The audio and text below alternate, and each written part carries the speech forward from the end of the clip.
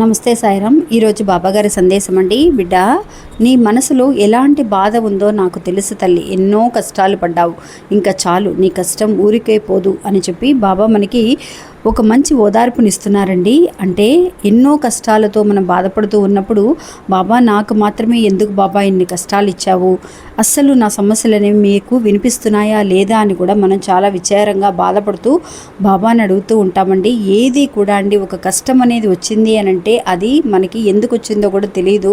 ఇలాంటి కష్టం రాకుండా ఉంటే బాగుంటుందేమో అని అనుకుంటాం, కానీ మనల్ని స్ట్రాంగ్గా అంటే దృఢపరచడం కోసం, అంటే మనల్ని ముందుకు తీసుకువెళ్ళడం కోసమే ఇలాంటి కష్టాలు వస్తే కానీ మనం అది దాటలేము, అలాంటి ఒక దారి నుంచి ముందుకు వెళ్ళలేము అన్న విషయాన్ని మనకు తెలియచేయడం కోసమే ఈ వీడియోలో ఒక కథని నేను తెలియచేశానండి. ఆ కథని వినాలి అని అంటే కనుక వీడియోని పూర్తిగా చూడండి.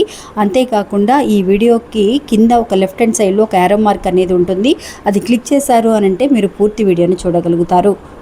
ఇంకా మీకు ఏదైనా పర్సనల్గా సమస్యలు అనేవి ఉంటే, అంటే భార్యాభర్తల మధ్య సమస్యలు కానీ, ప్రేమ, పెళ్లి, సంతానం, విదేశీ ప్రయాణం, పెళ్లి సంబంధాలు వచ్చి దూరమైపోవడం, కుటుంబంలో మనశ్శాంతి లేకపోవడం, ఇట్లాంటి సమస్యలకి ఏదైనా సరే ఫోన్లోనే స్వయంగా మాట్లాడి పరిష్కారం చేయగలిగేటటువంటి మహానుభావుడండి ఈయన మల్లికార్జునరాజు గారు.